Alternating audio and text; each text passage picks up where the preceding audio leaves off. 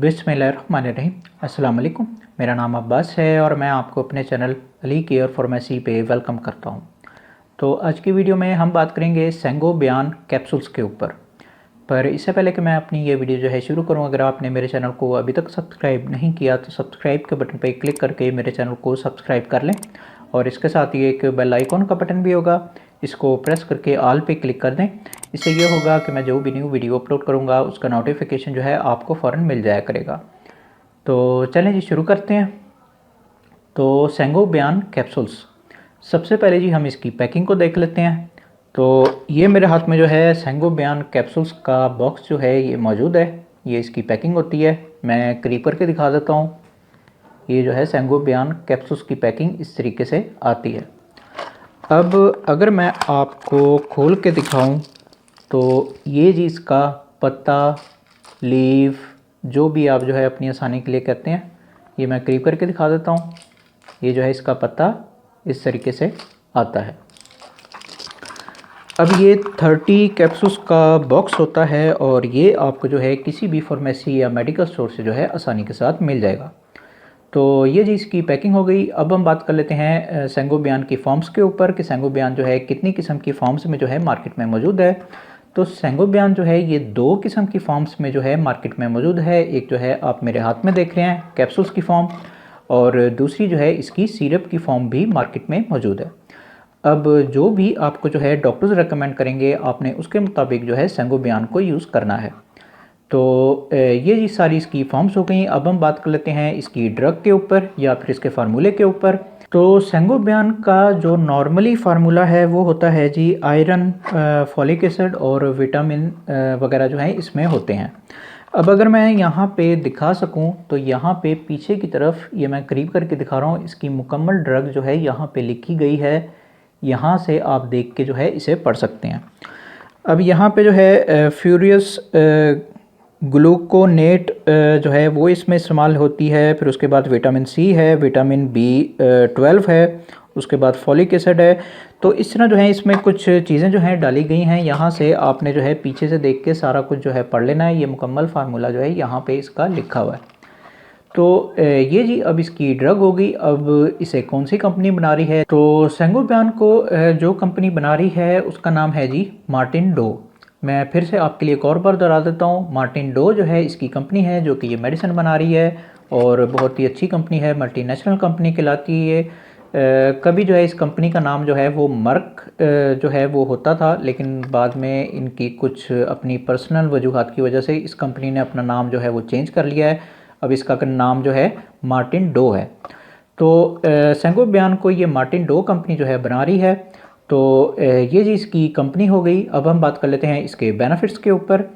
तो सेंगोबियान कैप्सूल्स के बेनिफिट्स ये होते हैं कि ये कैप्सूल्स जो हैं वो एज अ सप्लीमेंट के तौर पे जो है वो यूज़ किए जाते हैं।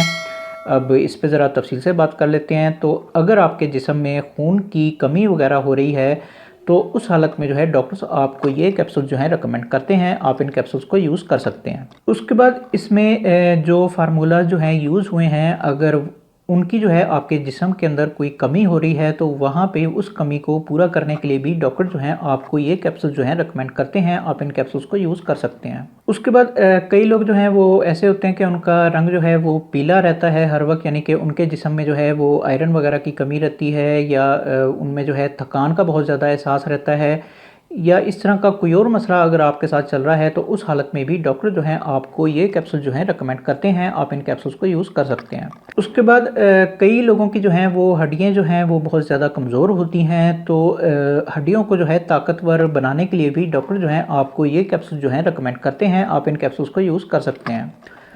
उसके बाद कई लोगों की क़ुव्वत मुदाफ़त जो है वो कमज़ोर होती है, तो वहाँ पे भी डॉक्टर जो हैं आपको बाज़ औक़ात ये कैप्सूल जो हैं रेकमेंड करते हैं, आप इन कैप्सूल्स को यूज़ कर सकते हैं। उसके बाद कई लोग जो हैं वो ऐसे होते हैं कि उनके ज़ख़म जो हैं वो जल्दी नहीं भर रहे होते, यानी कि नॉर्मली जो इंसान के ज़ख़म होते हैं वो 4 से 5 दिन के अंदर मुकम्मल तौर पे ठीक हो जाते हैं।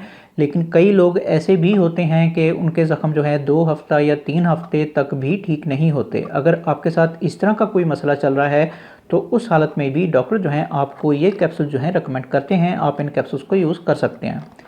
उसके बाद इसका इस्तेमाल जो है वो बालों के लिए भी बहुत ज़्यादा किया जाता है, यानी कि अगर आपको जो है वो हेयर फॉल हो रहा है, यानी कि अगर आपके बाल जो हैं वो झड़ रहे हैं, तो वहाँ पे भी डॉक्टर जो हैं आपको ये कैप्सूल जो हैं रेकमेंड करते हैं। आप इन कैप्सूल्स को यूज़ कर सकते हैं। उसके बाद अब हम जो है फीमेल्स की तरफ आ जाते हैं। तो ऐसी फीमेल्स जिनके जो है पीरियड जो हैं वो हो रहे होते हैं, तो बाज़ों का जो है वो फीमेल्स जो हैं वो ज़्यादा चिड़चिड़ी हो जाती हैं या डिप्रेशन में चली जाती हैं।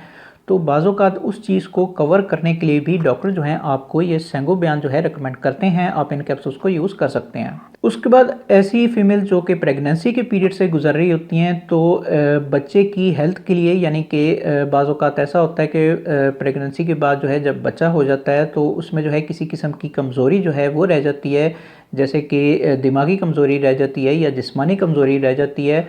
तो बाज़ों का जो है प्रेगनेंसी की हालत में भी डॉक्टर जो हैं आपको ये कैप्सूल जो हैं रेकमेंड करते हैं। आप इन कैप्सूल्स को यूज़ कर सकते हैं।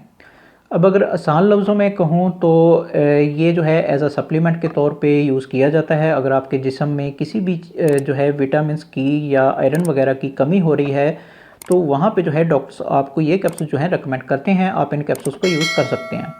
बस आपने जो भी करना है वो डॉक्टर के मशवरे से करना है।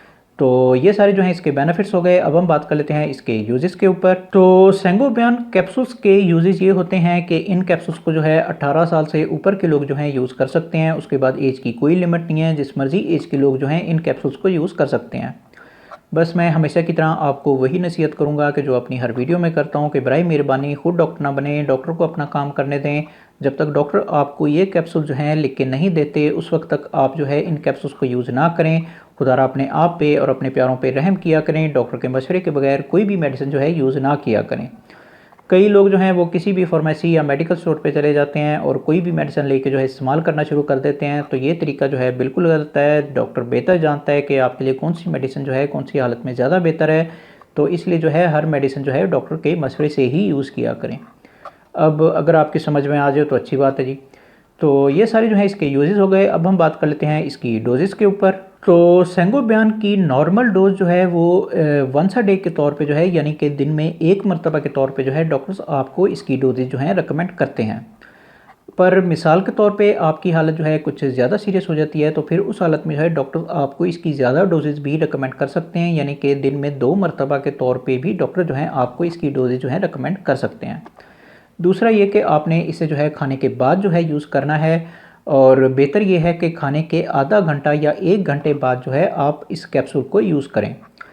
तो अब मैं आपसे फिर वही कहूँगा कि आपने जो भी करना है वो डॉक्टर के मशवरे से करना है। जिस तरह डॉक्टर आपको इसकी डोजेज जो है रेकमेंड करते हैं, आप उस हिसाब से इसकी डोजेज जो है यूज़ करें। तो ये सारी जो है इसकी डोजेज हो गई। अब हम बात कर लेते हैं इसके कॉन्ट्राइंडिकेशंस के ऊपर या फिर इसके प्रिकॉशंस के ऊपर, यानी कि वो लोग जो कि इन कैप्सूल्स को जो है यूज़ नहीं कर सकते। तो सबसे पहले जी, अगर आपको इसके फार्मूले से किसी किस्म की एलर्जी है, तो उस हालत में जो है आप इन कैप्सूल्स को जो है यूज़ नहीं कर सकते। उसके बाद अगर आपको सांस वगैरह का कोई मसले जो हैं वो आपके साथ चल रहे हैं, जैसे कि दमा है या इस तरह का कोई और मसला जो है आपके साथ चल रहा है, तो उस हालत में भी आप जो है इन कैप्सूल्स को यूज़ नहीं कर सकते। तो ये जी इसके प्रिकॉशंस हैं, ये आपने अपने दिमाग में रखने हैं। जब भी आप जो है डॉक्टर के पास जाते हैं और आपको इनमें से कोई भी मसला हो रहा है, तो आपने अपनी बैकग्राउंड के बारे में डॉक्टर को लाजमी तौर पे बताना है, ताकि डॉक्टर आपको सही मेडिसिन जो है वो रेकमेंड करे। तो ये सारे जो हैं इसके कॉन्ट्राइंडिकेशंस हो गए। अब हम बात कर लेते हैं इसके साइड इफ़ेक्ट्स के ऊपर। तो सेंगोबियान के साइड इफ़ेक्ट्स कोई ज़्यादा नोटिस करने में नहीं आते। आप ये कह सकते हैं कि ये एक किस्म की बिल्कुल ही बेज़र सी मेडिसिन है, लेकिन इसका मतलब ये नहीं है कि इसके साइड इफ़ेक्ट्स जो हैं वो मौजूद नहीं हैं। इसके साइड इफ़ेक्ट्स जो हैं वो मौजूद हैं और कई लोगों पे अपना असर भी दिखा देते हैं। तो इसलिए एहतियात करें।